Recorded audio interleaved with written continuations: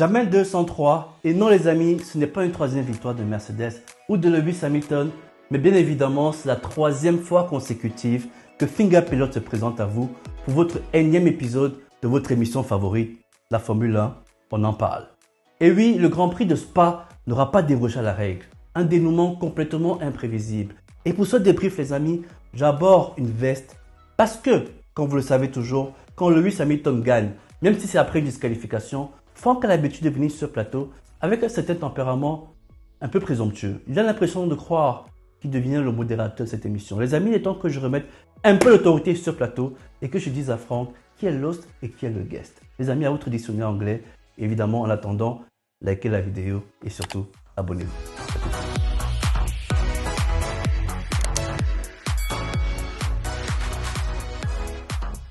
Bonjour Franck. Bonjour Finger Pilot. Écoute, on va oublier la phase des politesses. Je ne vais pas mâcher mes mots. Je te rappelle que la semaine dernière, tu es venu sur ce plateau et tu n'avais aucune foi en Lewis Hamilton quand je pronostiquais qu'il allait faire un podium. Aujourd'hui, tu abordes ta veste des beaux jours. Et comment veux-tu que les errants qui nous suivent aujourd'hui nous prennent au sérieux?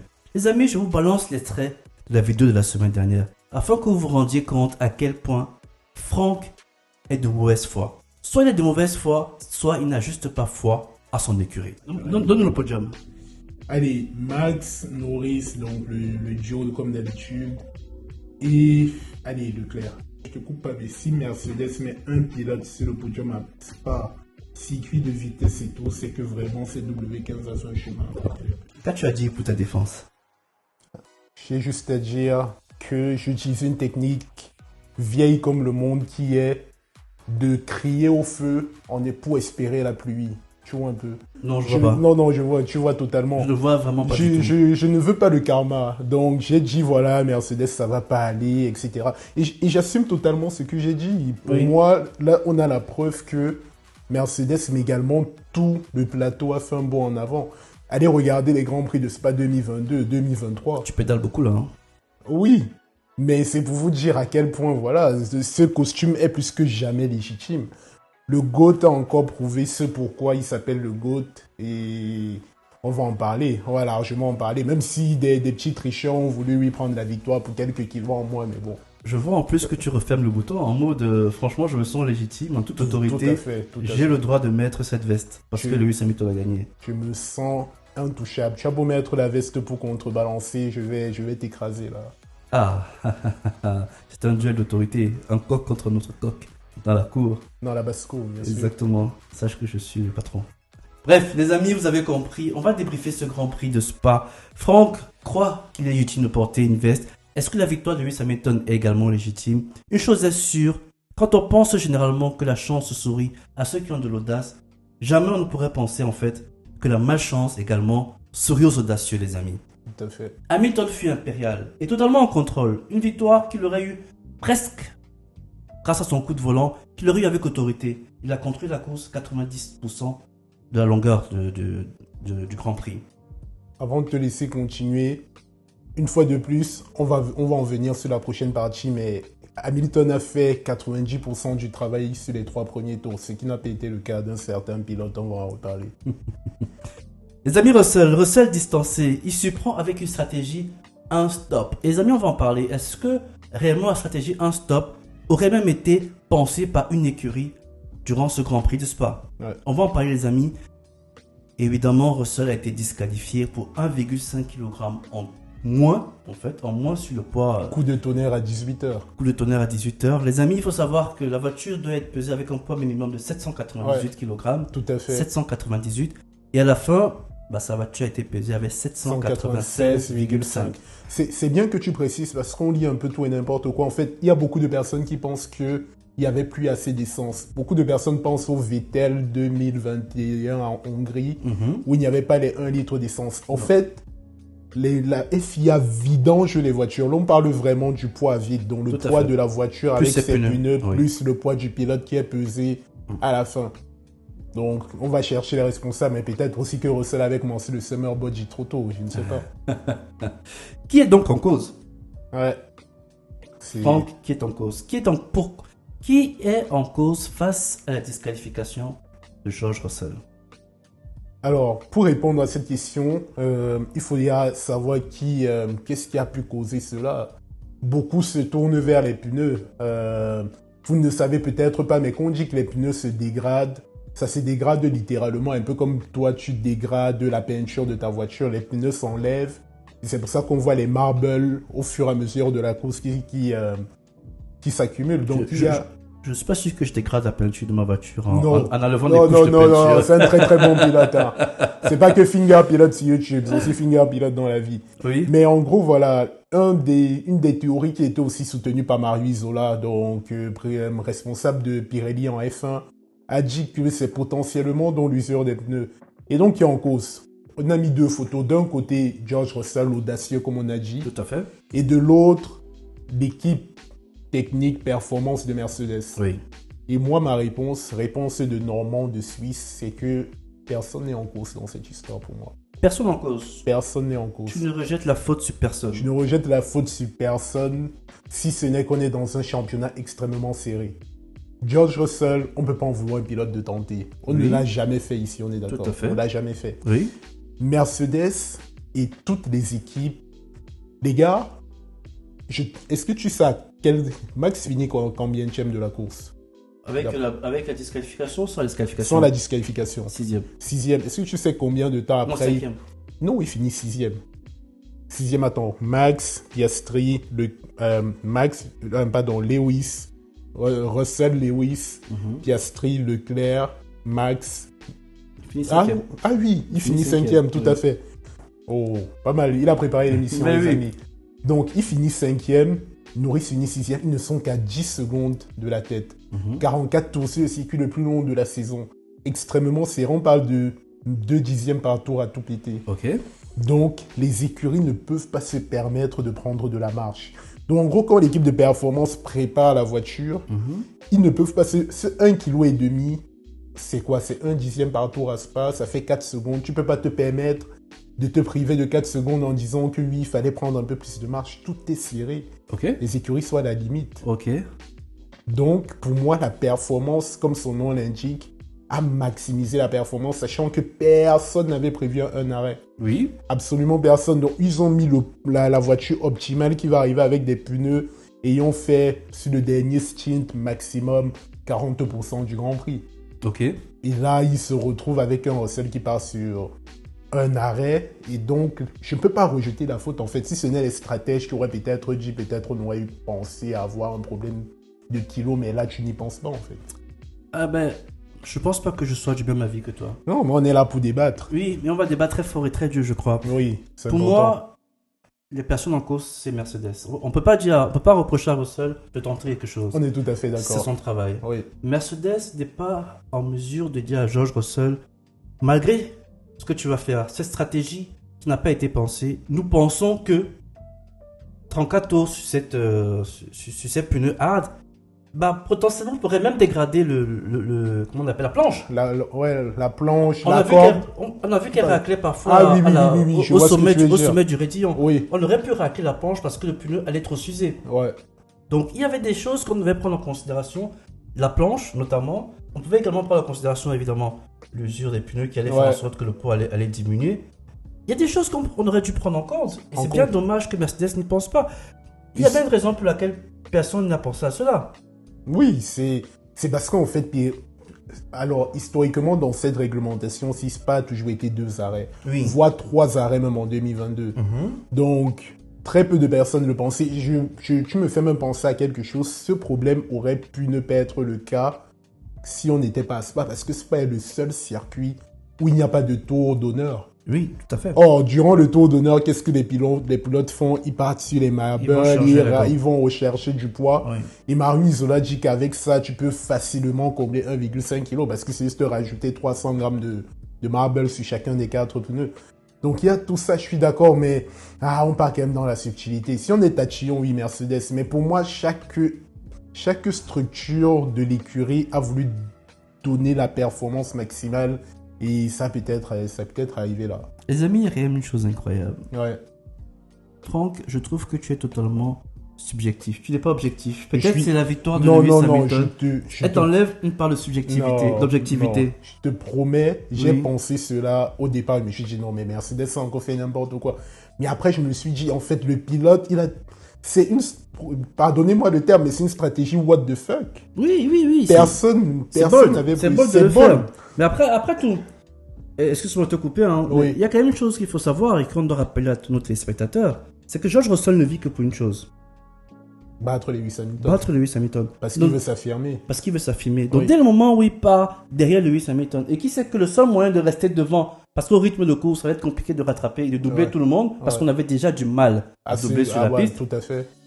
Lui, il n'a plus rien à perdre. Donc Ouais. soit la voiture go au crash, soit la voiture, soit les pneus explosent, enfin, évidemment, il explose sans qu'il y ait un accident. Ouais. Mais lui, sa stratégie, c'est je fonce, je fais tout pour le tout pour mettre Lewis Hamilton derrière moi. Ouais. Donc, ça, c'est la stratégie de quelqu'un qui n'a rien à perdre. Quand il sait qui est son adversaire, il s'en fout de la course derrière Perez ou Oscar Piastri. Non, je suis C'est- d'accord. C'est pas son problème, lui. Lui, c'est Lewis Hamilton, son objectif. Malheureusement pour lui, ça fait un 50-0. Ouais, c'est vrai. Si on compte Silverstone et Belgique, ça fait très très mal. Ça fait très mal, ça fait Ouais. très mal. Donc moi je dis, il a tenté, Mercedes doit couvrir. Mercedes avait 20 tours pour réfléchir à quelles sont les conséquences Conséquences, d'un oui. d'un arrêt. Ouais. Ils avaient 20 tours. Les amis, tous les pilotes ont pité pratiquement entre le tour 9 et le tour 13. Ouais. Donc ça veut dire que tout le monde était parti à la Bah, base c'est deux, ça. sur 2 arrêts. C'est pour Donc, ça que ces théories d'IA de conspiration, comme quoi Mercedes et tout. Non, une écurie qui savait d'avance que son pilote allait faire un arrêt n'aurait jamais pité au tour 10. bon, on va y arriver. Oui. Tu vas très vite, Non, Franck. non, non, Tu vas mais très vite. je mets de l'eau, je rajoute le sucre déjà dans ton très bon, ta très bonne infusion. hein. Oui, mais ce qu'il faut dire, c'est que 20 tours, c'est largement suffisant pour faire Pour tourner toutes les des simulations simulations. possibles et déduire quelle sera la hauteur de caisse à la fin, Ouais. quels seront les problèmes qu'ils peuvent avoir avec un arrêt. Donc je trouve que Mercedes s'est reposé sur ses lauriers. Ils sont tous restés devant les data, regarder les caméras pour voir s'il y a quelque chose qui va se passer, écouter leur pilote, son je ressenti, suis- etc. Peut-être il souffre encore de la mise à jour Microsoft. Ils souffrent encore peut-être de la mise à jour de CrowdStrike. Ouais. Ouais. Mais les amis, on ne va pas s'attarder sur ce qui est en cause. Nos avis sont divergents, on comprend, on est d'accord que nous ne sommes Et pas le d'accord. règlement technique n'est pas... Même si on dit qui a raison, qui a tort, on va rien changer. Tout à Voilà. fait, ça a été appliqué. Ça a été appliqué. Était-ce un juste retour des choses? Alors, je vais un peu introduire parce que Ouais.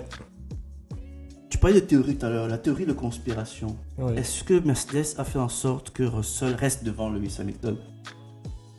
Avec beaucoup de recul, beaucoup de froideur, parce qu'il faut quand même cette Bien sûr, froideur faut être cold. pour accepter cela. Lewis Hamilton dit quand même à l'arrivée, on m'avait pas dit que George Russell Ouais, était ouais, sur ouais. un arrêt. Ouais. Son ingénieur ne lui a pas dit que George Russell était sur un arrêt. Ouais. Donc ça veut dire qu'à un moment donné, ils ont accepté de garder l'information. On appelle ça péché par omission. Oui. Ils ont gardé l'information. Merci, Pasto. Mission de rien, c'est cadeau. C'est cadeau. Après les Jeux 2024, on peut tout se permettre. Bien sûr, bien sûr. Bien sûr. Bref, ils ont mis un clin d'œil. Et ils ont gardé l'information. Ouais. Ça veut dire que Lewis ne roulait pas comme une personne qui allait chercher la première Chercher, place. voilà. Lui, il roulait derrière en fonction de Piastri. Tout à fait. C'est quand il a compris, dans peut-être les 7 derniers Dans les courses, 7 derniers tours. derniers tours autant pour Ouais. moi, qu'il a commencé à monter son rythme. Oui. Tout en préservant ses pneus. Parce qu'on a remarqué que son rythme ne montait pas de façon drastique. Pratique, ouais.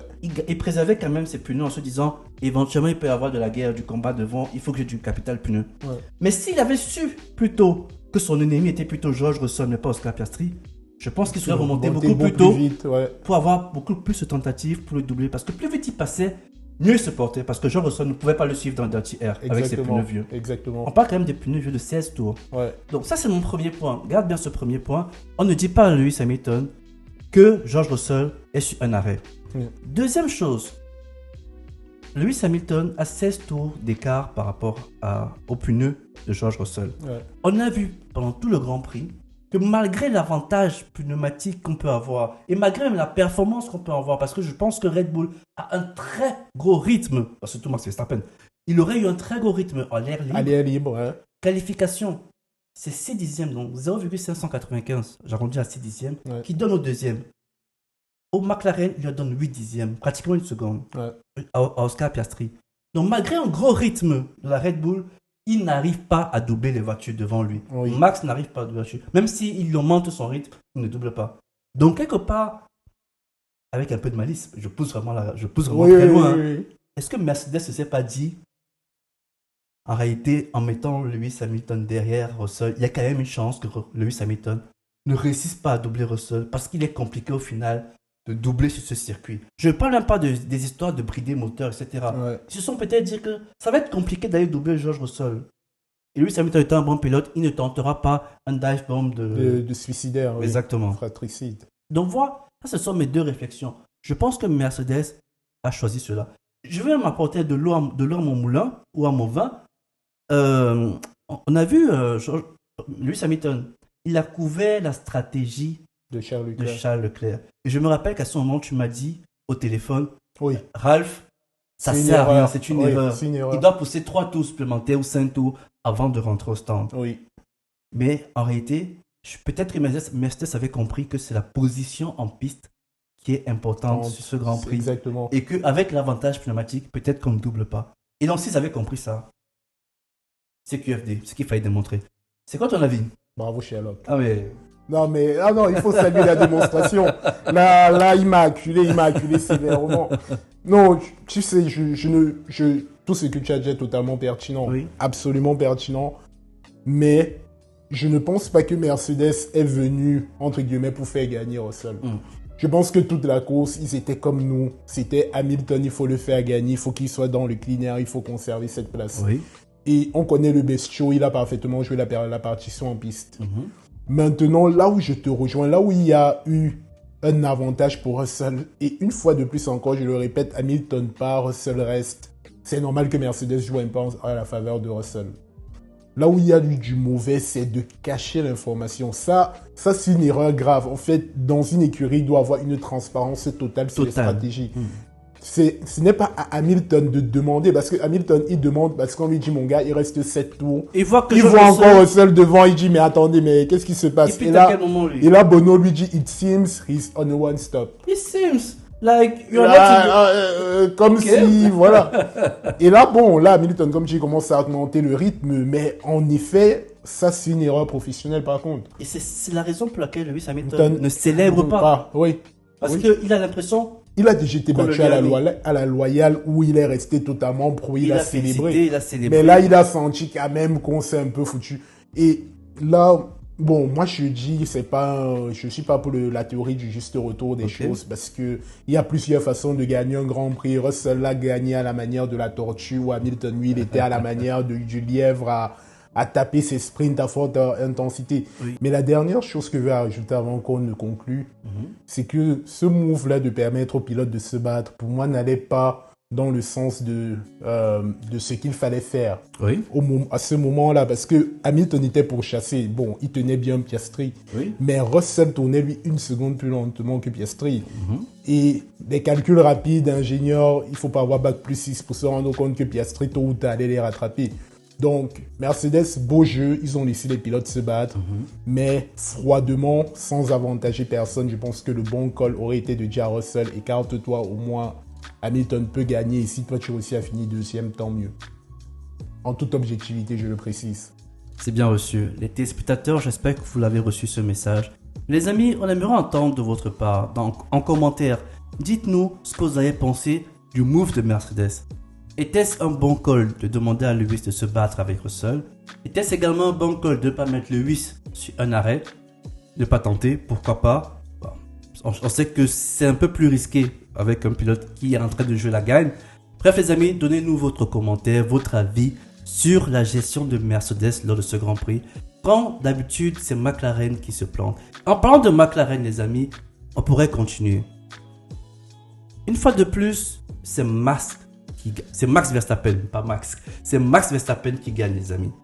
Max Verstappen gagne alors qu'il part 11e. Les amis, on en a marre. Que dire de plus? Non, mais moi je le dis, j'en ai marre, en fait. Il faut quand même qu'on précise le tableau. Norris a quand même réussi une autre dinguerie. Oui, non, mais c'est ça. En qualification, il se qualifie 5e. 5e, alors que Max est premier. Et on est dans des pistes mouillées où il est toujours diaboliquement fort. Ok. Il se qualifie quand même, je pense, devant Oscar Piastri. Bravo. On doit maintenant féliciter Norris pour se qualifier devant. Ok, c'est bien. Et avec la pénalité, finalement, il part 4e.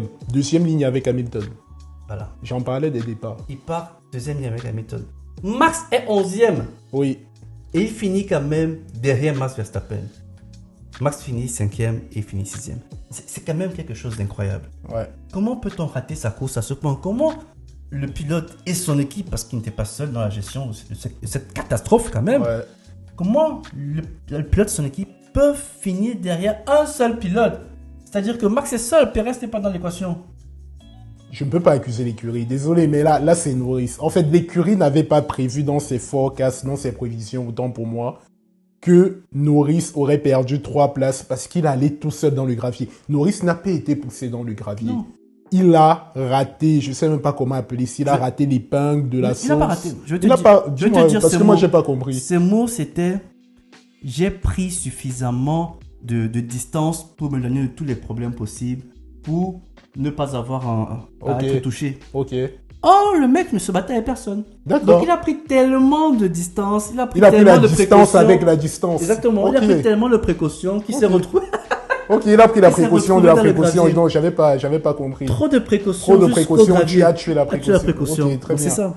Donc, bilan de l'histoire, Max part en vacances avec 78 points d'avance. Tout à fait. Et surtout, pour moi, il part en vacances avec la certitude qu'il n'a rien à craindre de McLaren.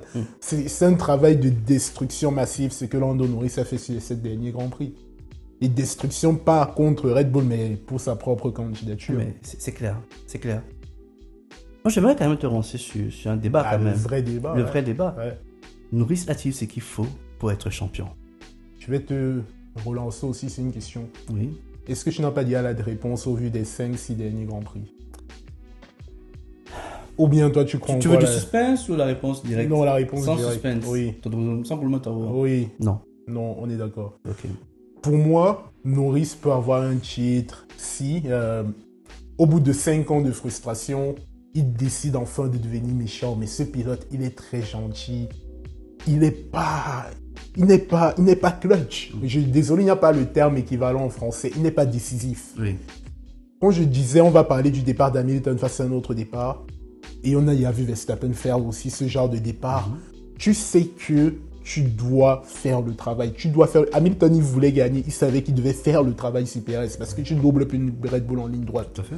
Il fait ce travail et il sait qu'il a une chance pour passer Leclerc. Il a saisi, bam, 3e tour, il fallait qu'il la saisisse. Oui. Et là, tu as Norris, il n'avait pas beaucoup de travail à faire, c'était rester avec le peloton de tête, mettre des voitures entre lui et Max, Mais oui. et faire parler la On m'a stratégie. donné le DRS à ceux qui sont Oui. derrière pour avoir le Mais travail. en fait, je t'ai dit quoi, si Lando veut montrer qu'il est champion, qu'il me fasse un week-end où il aligne tout le monde en essai, en qualif, en course. Et il n'a pas l'orgueil du champion, alors qu'il s'est fait totalement ridiculiser en Hongrie, où il a dû remettre une victoire.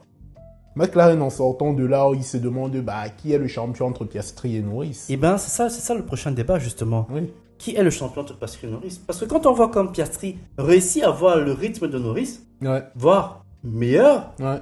on peut se demander demain, qui est-ce qu'on avantagerait pas au championnat? Science-fiction, les amis. Oh, science-fiction. Ok. On emprunte des mots de Hamza, merci le H. Merci le H. Imaginons que, allez, on arrive sur une saison où Piastri et Norris sont tous les deux en capacité de jouer le titre dans 2025. 2025 face à un autre pilote, que ce soit Max ou Hamilton ou Russell. Bien sûr. Bref, qu'est-ce que McLaren fait? Qu'est-ce qu'ils font? Est-ce qu'ils doivent trancher dans le vif ou... Bruno, on te salue, paix à ton âme, paix à ton âme. Est-ce qu'ils doivent trancher dans le vif Ok. ou tout simplement se laisser les deux pilotes s'affronter et que D'accord. le meilleur gagne, quitte à perdre le championnat? Je vais répondre à ta première question. Qui est le champion entre Norris et Piastri? Aujourd'hui, pour moi, aucun des deux n'a toutes les qualités du champion. Mais Piastri a les qualités qui ne s'apprennent pas. C'est qu'il est froid. Oui. Devenir froid est très difficile. Franchement, soit tu es un pilote froid, soit tu n'en es pas un. Je vais prendre l'exemple de Grosjean, pilote qui a une pointe de vitesse, ou Hülkenberg, pilote avec des pointes de vitesse incroyables depuis qu'ils sont jeunes, mais ils n'ont jamais été froids, ils ont paniqué, ils n'ont jamais, pour Grosjean, eu une victoire, Hülkenberg eu un podium. Ils ont toujours choke. Norris, pour moi, il n'est pas froid, il n'est pas décisif, il n'est pas méchant. Piastri, je ne sais pas s'il est méchant, mais il est totalement froid. Ce gars, il n'a pas d'émotion. En tout cas, ça se voit pas. Ça se voit pas en tout impassible. cas, Ouais. c'est clair. Donc pour moi, Piastri là déjà, maintenant Norris, il a la qualité d'avoir déjà le rythme. Piastri là, on peut acquérir du rythme de course, on peut acquérir du rythme en qualification avec les années. Donc je dirais voilà, Piastri, il a la base qui ne s'apprend pas, et Norris, il a la vitesse, mais par contre, il n'a pas les qualités, mais qui ne s'acquiert pas avec de l'expérience en fait. Et donc, tu penses que McLaren ferait quoi dans la situation? Je pense que McLaren, ils vont laisser jouer les pilotes. Quitte à que ça te tue le championnat. Oui, je pense. C'est bien dommage. Mais il y a quand même une approche que j'aimerais dire à nos téléspectateurs qui nous suivent. C'est Red Bull. Ouais. Si on a beau dire ce qu'on veut de Red Bull, s'il y a une chose dont on peut leur donner les mains, Comme on dit chez nous. comme on dit chez nous, c'est que ils prennent tout. Toujours. Ils prennent tout. Pourquoi aller prendre un point à Norris? On fait rentrer Perez C'est pour ça. aller chercher le point du meilleur tour. Bien sûr. Norris est très loin au championnat, tu l'as bien dit, 78 points d'avance. Max Verstappen a 78 points d'avance. Pourquoi est-ce qu'ils iraient chercher un point à Norris?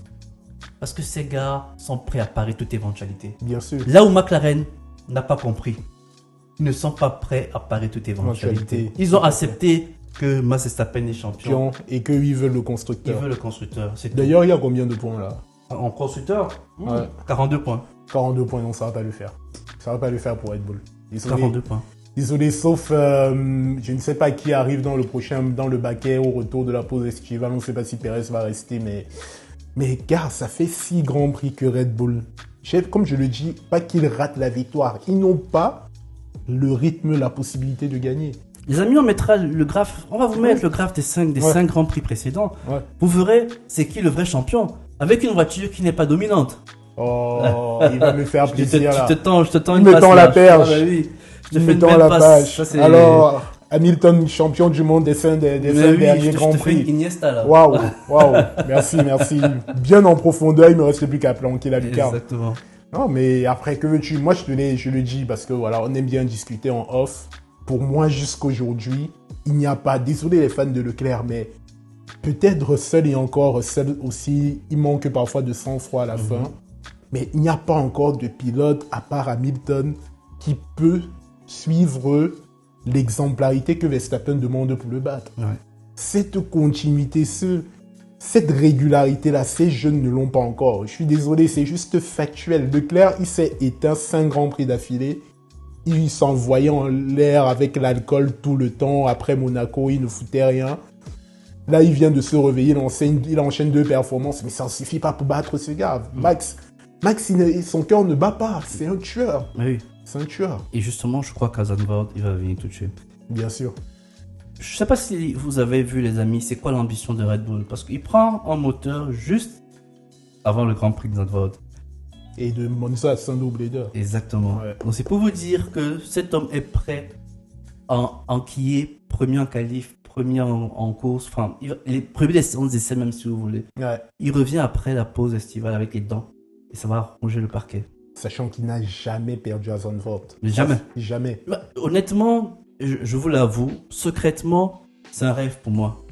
Qu'il soit battu à Zandvoort. Oui, j'aimerais voir ce que ça fait que notre... il ne laisse pas que gagner notre quelqu'un. pilote, Ah oui, juste ça. Moi aussi, j'aimerais bien. autre que néerlandais, Mais gagne monter à sur la plus grande Zandvoort. boîte. Qu'est-ce que ça ferait? Ah, Honnêtement, je ne j'aimerais sais pas voir qui ça. pourrait m'offrir cela.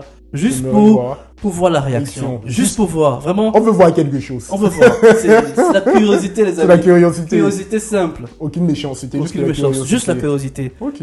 Bref, je pense qu'on va arrêter On ce était débrief. On a complet. été assez On long. était complet, ouais. Les amis, nous on ne part pas encore en vacances. On est encore là. On a encore potentiellement 1 ou 2 dernières vidéos avant de s'envoler vers les saisons à îles du repos. débriefer, là. Mais oui. Une saison à débriefer. Tout à fait. Donc restez connectés les amis, ne vous désabonnez pas encore, restez connectés. Likez la vidéo, faites ce que vous voulez les amis, partagez à vos amis. Et dites-nous qui a eu le plus beau costume, s'il vous plaît. Est-ce qu'il y a des fans du sobre, du classique, ou bien il y a ceux qui aiment les paillettes? Dites-nous. Franck, je pense que tu as le meilleur costume. Non, j'aime pas dire la vérité qui blesse, Non, mais je suis un homme honnête depuis le bien début, sûr, tu vois. Je bien sûr. reste très Merci, honnête. merci. Est-ce que tu as quelque chose à rajouter pour nos téléspectateurs? Ah, bah, les gars, je vous ai dit, le GOAT, donnez-lui une voiture, il vous rappelle qui est le GOAT. Le théorème est simple. Ouais, c'est très simple. Donnez le GOAT à la voiture, il en fait une voiture de GOAT, c'est bon. Il n'y a plus rien à dire. Les amis, vous avez compris, il nous faut des voitures grotesques. Portez-vous bien les amis et je vous dis à très bientôt. C'était Finger Pilot et Franck. Ciao.